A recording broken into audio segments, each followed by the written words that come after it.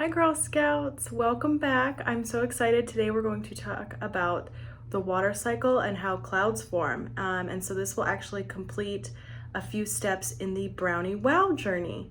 So we're gonna do a couple experiments and we're gonna start with how clouds form. Okay, so we're gonna start with showing you how clouds form. Clouds form when the moist air cools and the water molecules condense, so they get tighter and tighter and tighter around the particles of dust and smoke, and they form water droplets, what we know as rain.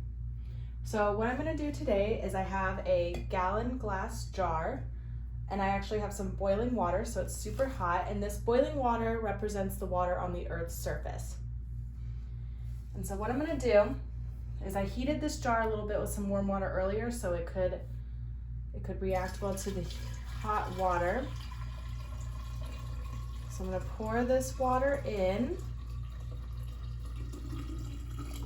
All right. I'm going to take a little match. I'm going to light the match.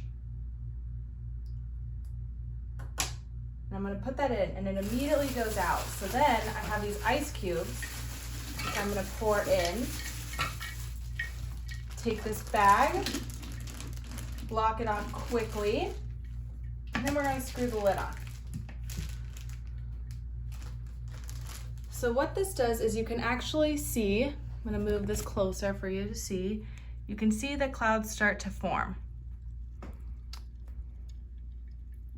Because these ice cubes are cooling the hot water, and so the air is rising, and then the match represented that smoke that immediately went out, and it's creating these little clouds. And then what these clouds are eventually going to do is provide some precipitation. And so you can see the water droplets here are now creating condensation and what we know as precipitation or rain. And so this is a really easy experiment that you can do at home if you have a big glass jar and you have parent supervision, because you need to light a match, and you just take that ice, drop it in, and you can see the clouds form. So this experiment shows something a little bit different, because obviously not all water sources on the earth are hot and there aren't just rain ice cubes in the air, but it does show the representation of how air rises and creates clouds, and then that condensation creates rain. So I know that we actually have rain coming in the next couple days in the Sacramento area, so kind of look up and see the difference in the puffiness of the clouds. You know, the more dense a cloud looks, the more condensation it potentially has. So next we're going to talk about the water cycle. And what the water cycle is when water from the Earth's surface rises up and it evaporates, so it turns into a gas.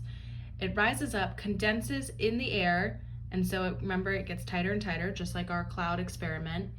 And it condenses and then eventually comes back down as precipitation because of that condensation. So precipitation, also known as rain.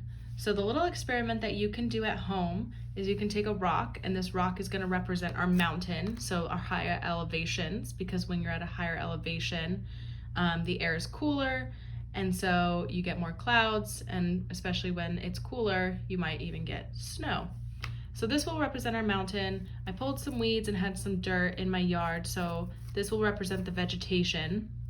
And then I made a little pond out of some foil. If you have a little cup, you can do that too. And then the water is in here. So this is the water that's going to start on the Earth's surface. So what you're going to do is you're going to put your lid on. You're going to close it up. This lid's a little challenging to close with one hand, so I will close it later. And you're going to find a sunny spot. You're going to leave this here in the sunny spot, because when the sun warms up the water will evaporate, and then it'll condense and create precipitation. So you'll see on the top here, there may be some water droplets later on. If you can't find a sunny spot in your home, you can also put it under a warm lamp, because the heat from the lamp will do a similar thing to what the sun will do.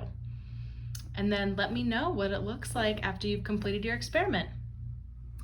All right, Girl Scouts, I hope you had fun learning about the water cycle and cloud formations and different parts about the water in our environment. Now I want you to think of some ways that you can conserve water in your own neighborhood, especially in California. You know, we don't always have a lot of water resources available. So think about different ways that you can conserve water, and think about how the water cycle works in your area.